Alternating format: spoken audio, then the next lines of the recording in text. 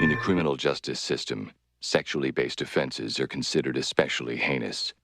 In New York City, the dedicated detectives who investigate these vicious felonies are members of an elite squad known as the Mechanics. These are their stories. And the 300 here came in on the hook because it has the outer tie rod broke while they were driving. See, that snapped right off. This thing was hanging, the brake line was hanging, I put a zip tie on it. ABS speed sensor ripped off, so I just cut it off right there and put it back in its thing. See, the stabilizer link is bent, and this nut was completely loose. I was taking it off with my finger, and I noticed that the brakes more or less are new, and every time I put my hand on the caliper I felt it moving. Look at this, it came in like this. They were driving it.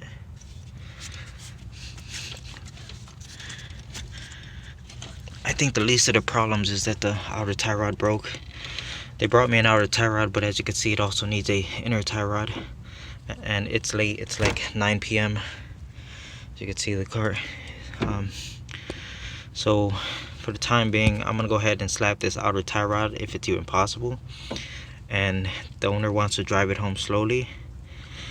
And they said they'll bring it back tomorrow to get the inner tie rod replaced. But as you can see, it needs a lot more work. This bushing back here is destroyed, that's destroyed. You know, this whole control arm destroyed. And now I gotta find a bolt for this. This is crazy. I gotta find out who did these brakes last. Alright, so I got the new outer tie rod on. You can see how the inner tie rod is bent, so that has to get replaced. Needs a new stabilizer. Well, it needs everything, okay? But anyway, I got a new bolt for the upper caliper and made sure the lower one was tight as well. He said he's gonna bring it back tomorrow, so we'll see.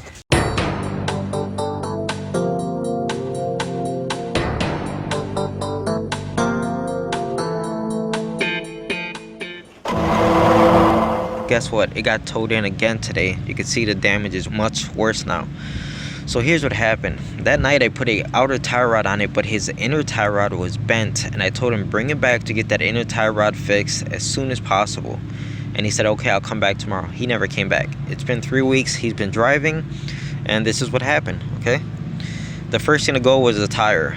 And how do I know that? Because the inner tie rod was bent so bad that it was throwing this alignment off horribly, okay? So with a alignment off that bad, it just eats right through the tire. He was on the expressway when it popped. So this thing popped, and the wheel started shaking like crazy, so it snapped the inner tie rod. So he's right back to square one, and it's costing him more money, and all because he didn't get it fixed right the first time. You know, I can't.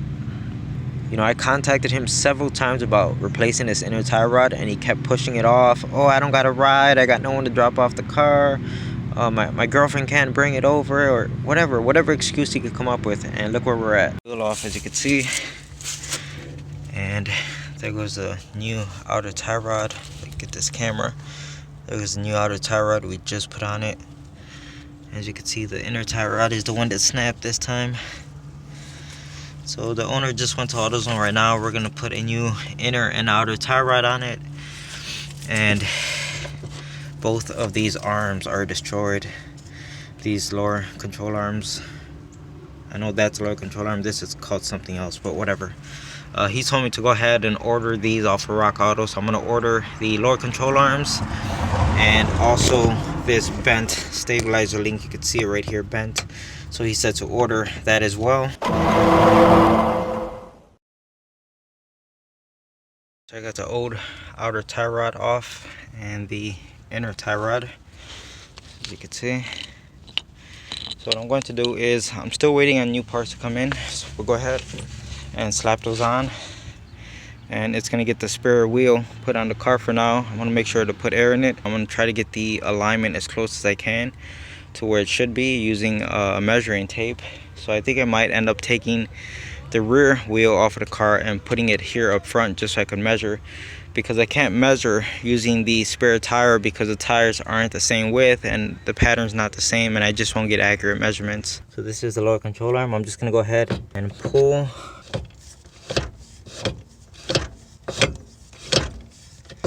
That is crazy. So I already told the owner, I was like, hey, the inner and outer tie rod today are bare minimum to get this car to drive back to your house. Do not drive this car. I told him until you get everything replaced, do not drive this car. Let's see what happens. Since this wheel has about 2 inches of play because of that lower control arm, I'm gonna have to ditch the idea of bringing that rear wheel to the front and even using a measuring tape to try to align things. There's no aligning this. There's just way too much play here. So what I'm doing is I'm just eyeballing it. Got the steering wheel straight, got the other wheel straight, and I'm just trying to get this one as straight as I can by eyeballing it. And that's it. Like I said, this is only good enough for him to drive the car home, and that's it. Other than that, should not be driving this car.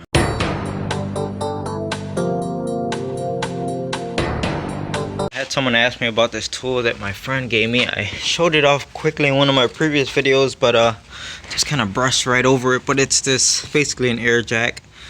And as you can see, you connect your air line to it and you open up the valve. It's going to lift up the airbag and essentially lift up the car. So it's pretty easy, pretty straightforward. But of course you don't want to rely on this. Whenever you lift up a car, make sure you use a jack stand. But after you line it up where you want, as you can see, I got it on the rear beam. Okay, so just go ahead, open up the valve slowly. You don't want to do this fast. So you can see it going up already. And the faster you open up the valve, the faster it's going to lift up the car. And as you can see, it's already off the ground. At that point, you just go ahead and close the valve. Do what you have to do. Now, I don't normally use this tool, but it's great for things like this where I'm not really going to be working on the car right now. I just need to jack up the car quickly so I can inspect things like wheel bearings and tie rods and things like that and ball joints, okay? So once I'm done, say I'm done inspecting this car and I'm ready to put it back on the ground, all you have to do is open up the other valve right here. And I like to do this slowly and just kind of let it bleed out the air.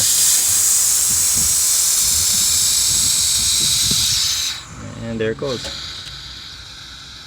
Pretty neat tool. It's nice to have, especially in tight places where you don't have the space to like move the jack handle up and down. So it's really nice for that. But the one thing I really like about it is the ease of use. So if we pull this thing out, okay, you can see it has wheels on the front, so it's super easy to just roll it around. It's heavy, but it's super easy to roll it around. Another thing is it doesn't make any noise. Okay, you saw how easily I can move this around. Okay, so I'm not in a work area. Okay, this is a residential area, so any time I could not make noise to annoy my neighbors is a good thing, right? So like say it's super early in the morning or really late and I gotta drag this thing out there to get to a car. You can see and tell it's very loud, okay, and it's super annoying. So that's where this thing plays a big role. Like I said, super quiet, no noise because of the wheels. It's not bad.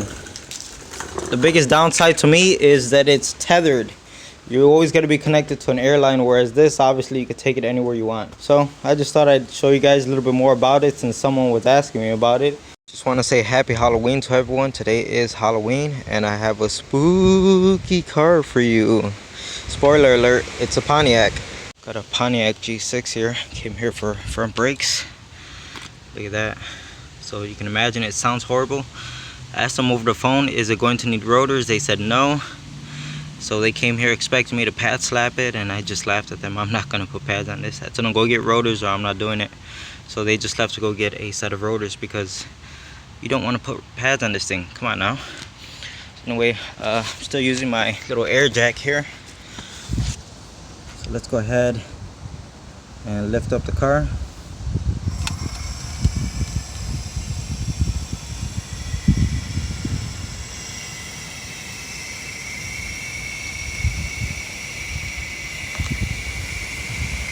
That's all we need. And of course, this thing needs a lower control arm or at least a lower ball joint, depending on the condition of the rest of the control arm. But yeah, also the owner said it doesn't go over 60 miles per hour and the check engine light is on. That's Pontiac quality for you. Finally, I got a set of brake pads that actually comes with the hardware kit and a decent set of pads. It looked like these came from Advanced Auto. It's been a while. Lately I've been getting a lot of brake jobs where people are just buying the cheapest brake pads, so they don't come with the hardware, and it really sucks. Well, the guy told me he knows a guy that works at Advanced Auto, so he's getting a hookup. I guess that's why he got the best ones. So yeah, at this point I'm just waiting on rotors. Alright, so I finished the side that was bad already, and I did confirm it is a complete lower control arm that has to be changed because it's an aluminum control arm and you can't change the ball joint on it. And this side is also loose, so it's going to need 2 lower control arms. The rotor on this side, honestly, it could have been reused. Both sides look, this feels nice and smooth. The back side feels nice and smooth, but there is a pretty big lip right here. So it is worn down, but I mean, in a pinch, he could have gotten away with reusing this, but you know, like any other brake job, it's always recommended to get both of the rotors changed at the same time. Alright, so before I take this Pontiac out for a test drive to test out the new brakes, let's have a look at the codes that are stored.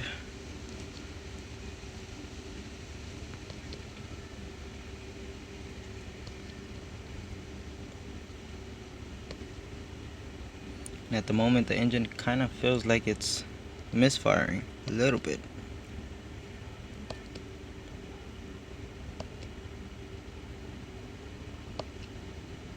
Alright, so here is bank 1 upstream and downstream sensors.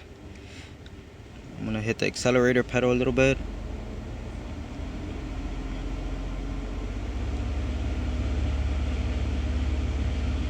Yeah, this thing needs a catalytic converter on bank 1. Let's go ahead and look at bank 2.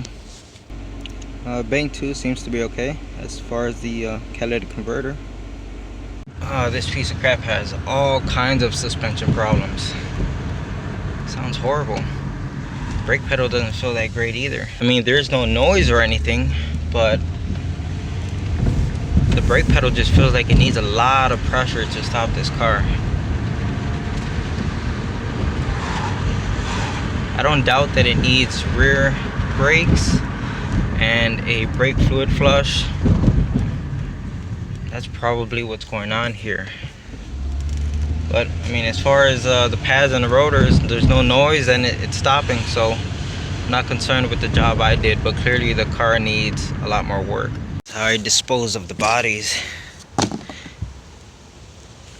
I have a 2013 Chevy Impala and it's here for a starter.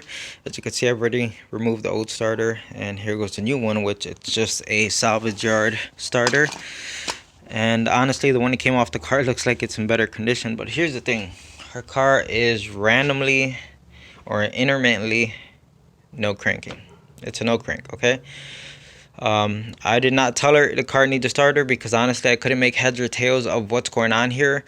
The last time the car was here, I couldn't figure it out because the car starts every single time. I tried it 30, 40 times. It didn't matter. The car started every single time.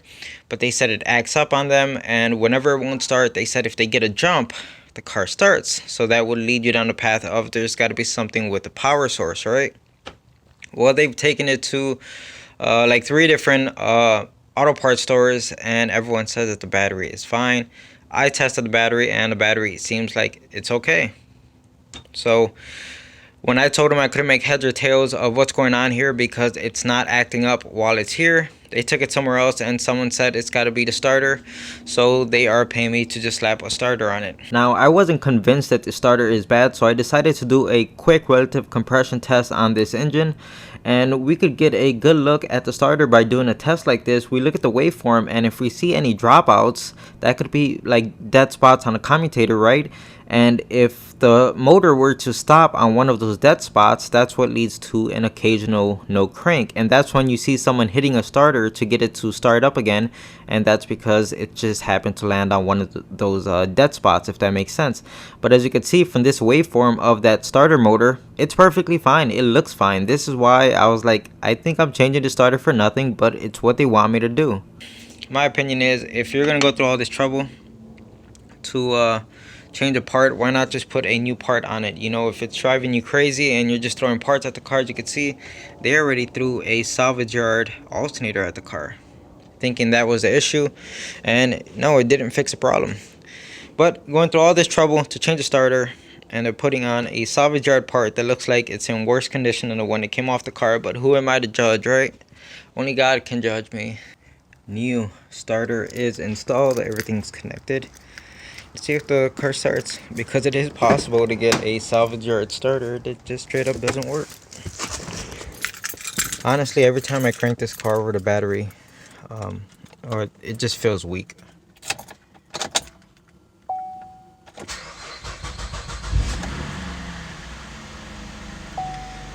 Okay, so it starts, but I don't know if you guys could hear that, or just, I don't know, it just doesn't sound right to me. It just sounds like the starter is getting a kick in the butt, you know, like to start up the engine. Just kind of seems sluggish to me.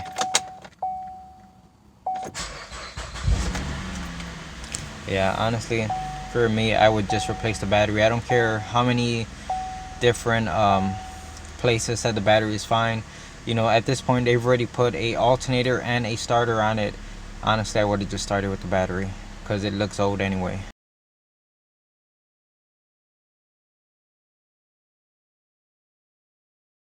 I'm here with a Chevy 1500. The owner just put a thermostat on it, but he wants me to change it again because he says it's leaking and he's losing antifreeze, so he wants me to change the thermostat once again. So I pressurize the system. First thing I notice is there is a leak, but if you look closely, it looks like it's coming off of that hose.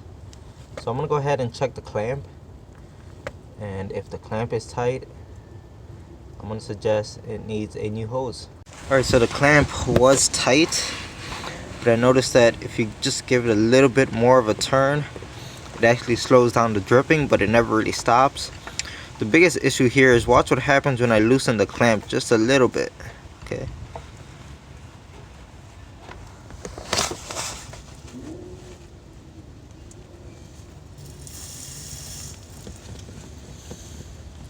It's like turning a valve on and off. Look at this. Okay, so it's clear that the hose is expanded and it's not even trying to seal. All of the sealing capabilities is coming from the clamp itself, which is not good. You want the hose to be a nice tight fit over the thermostat housing. I just got the old hose off of this truck, and honestly, what's pouring out of there looks nothing like coolant. It looks just like water, and that sucks because we are going into winter. The last thing you want in your block or your engine or your radiator is just water. It's gonna freeze, cause all kinds of problems. So I need to ask the owner about this, if he put antifreeze in here or if that's just water or what's going on. Alright, so new hose is installed. As you can see, everything is nice and clamped down. I've already added coolant to the system and I pressurized it. That's exactly where I put the pressure up to, and we are not dropping pressure, so it is holding. That's real nice to see. And as you can see, we are not leaking anything on both sides. Looks real good to me. I'm really happy with it. So it turns out what came out of this cooling system was just water alone. This thing has no coolant in it at all. It's just straight water. Okay. So the owner supplied his own coolant, which is the green, just standard green coolant, which honestly doesn't belong in this truck. But the only thing in here is water at the moment, so it's not really mixing with anything. So the green is what they're using. It's what we're gonna use. All right, now here's my thoughts. We just put in a complete gallon of the green coolant, but that's a 50-50 mix, and if the whole system had water in it, majority of the cooling system is still water. So what I want to do is maybe, I don't know, maybe half a gallon of green concentrate to try to counteract all that extra water that's in the block. You know, I don't know my proportions or what's going to be correct, but I'm trying here. Okay, we need to try to balance things out. All right, so the cooling system on this Chevy is all set, but I noticed it runs pretty rough. I could feel misfires. We have lean on both banks, misfires on both banks, and look at the short-term fuel trims. Those things are maxed out. So I'm gonna hit the accelerator pedal a little bit.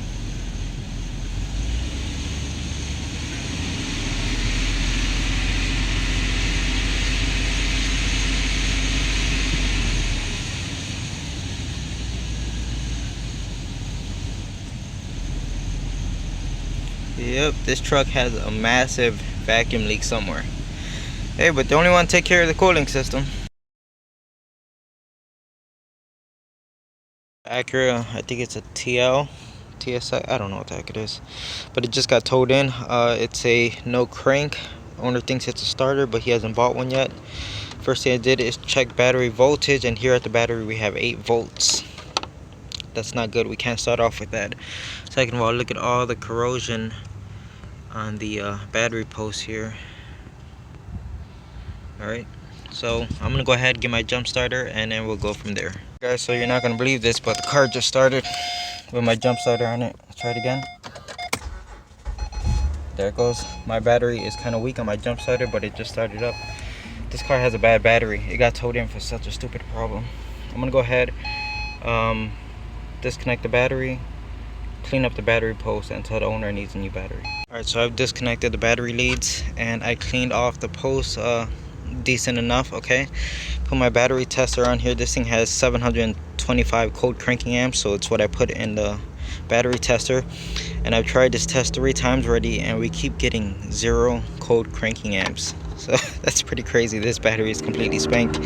I mean, I almost find it hard to believe that it has 0, but I've done this, I've checked my connections, and I've done this test 3 times, and I keep getting the same exact results. So yeah, this car just really needs a new battery. And initially the owner had it towed in because he thought it was going to be the starter, so he was prepared to go buy a starter and to pay for labor and everything, but looks like it's just going to be a simple battery change.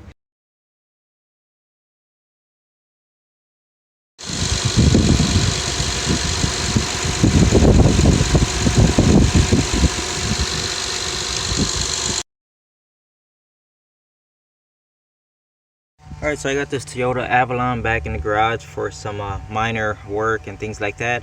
But I figured while it's here, I might as well fix the mistake that I made when I was installing the subwoofer. Some of you may have noticed that the fuse should not be back here.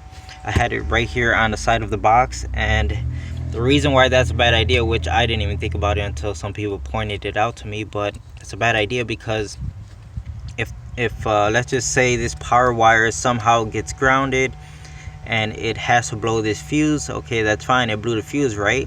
But the problem is, let's just say where this power wire is being grounded is inside the car somewhere, okay?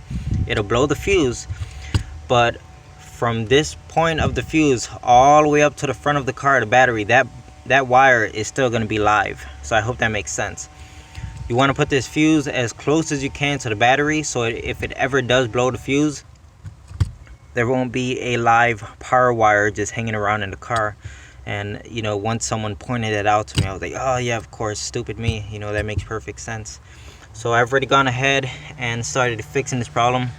As you can see, I got the power wire connected directly to the amplifier, and we're gonna go ahead and move the fuse up to the front of the car closer to the battery. Okay, so I'm just about done here, but originally I did not want to put the fuse on the firewall right here, or the cowl. And I could see why when you go to these aftermarket stores to put things like this on, they always tend to bolt them onto the firewall, because really there's no other good place to put this thing. So I had no choice but to put it right here. But of course, I still have to manage the wire and zip tie everything, make it look neater. But as you can see, I crimped new ends on the wires, and of course everything is heat shrinked and everything is torqued down, and it's good to go.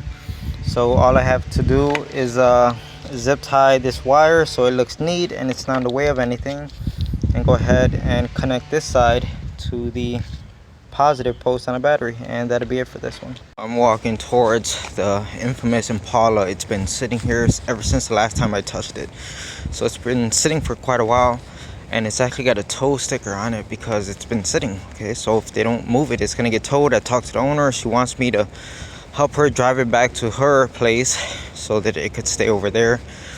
But the point is, it just doesn't drive very well. Okay, so what I'm going to do is I'm going to pull it into the driveway, and we're going to try something to get this car running. Okay, so get this unlocked here. You can see we got a tow sticker on it. Let me explain what I'm going to do. It's kind of sad because the owner has put so much money into this car after all the work and parts I put on it, and she just doesn't have the money to like put a PCM in it or pay a shop to reprogram it or blah blah blah, right?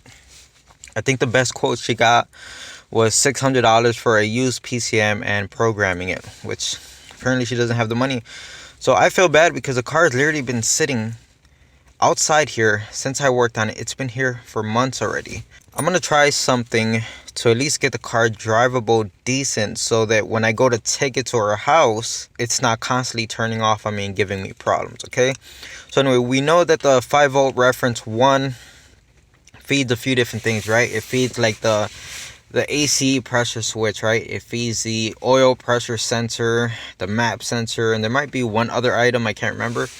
But here's my thing. We still have our 5-volt reference number 2, and out of the sensors that are attached to reference number 1, the only one that's really important, that I would imagine, is the map sensor. The oil pressure sensor, I've seen these cars run all day without that oil pressure sensor, okay? Because they're usually bad on these cars anyway. So it not working isn't really a big deal. Sure, you're going to keep getting the warning sign on the dash, but it's not going to stop the car from driving. The AC pressure switch, who cares, right? But we need that map sensor working in order for this engine to at least try to stay running. So what I'm going to do is I'm going to jump the 5-volt reference coming off of the, I think the throttle body, and I'm going to jump it to the 5-volt reference that isn't working on the map sensor. Okay, so it turned on. All I really have to do is kind of like do a U-turn right here. Look at this, it's been sitting for a while and yet the power steering still works. Anyone who watched the previous videos knows that if the car sat for like a day or two, the power steering would stop working. So it's nice to see that the new pump we put on it is all set. And I'm not really trying to hit the accelerator pedal here. I'm really just letting it coast and under its own power, okay? You can see we're moving here, trying to do a U-turn. So far, so good. So let me go ahead and pull it right in front of the garage. It sucks because it's raining today. Now we're just too lazy to get the car out the garage. Alright, so I don't know what's going on with this car, okay? But it drove perfectly fine into the driveway right here. I mean, perfectly fine. We don't even have warning signs. We're not getting warning signs that the map isn't, that the oil pressure sensor is not working. No low power. What is going on here? If I open this hood and that 5-volt reference is back on that map sensor, I'm gonna go ape shit. This does not make any sense to me. But it seems to be running perfectly fine right now. You guys are not gonna believe this. I got that lead on ground. I got the 5-volt coming out the map sensor. Let's go ahead and touch this. What do we see?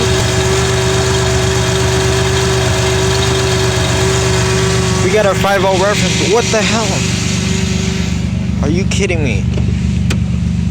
Let me turn this off. What is going on with this car? I wonder if I left the car running and go drive it around, if we'll lose that 5-volt reference again, because it is possible it could be heat related. I've seen that happen. Things go bad because of heat. Once they get hot, they stop working. But the thing is, I let this car cool off plenty of times. It sat overnight and still come back to it, and the 5-volt reference was still gone. Why is it here now? This is not making sense to me.